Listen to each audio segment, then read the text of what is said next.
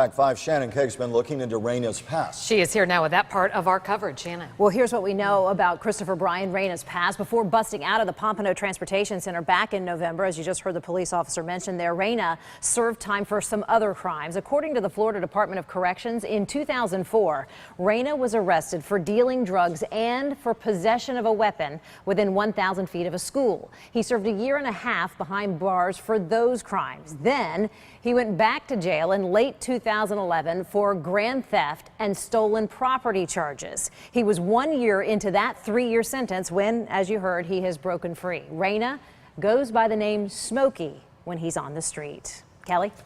Shannon, thank you.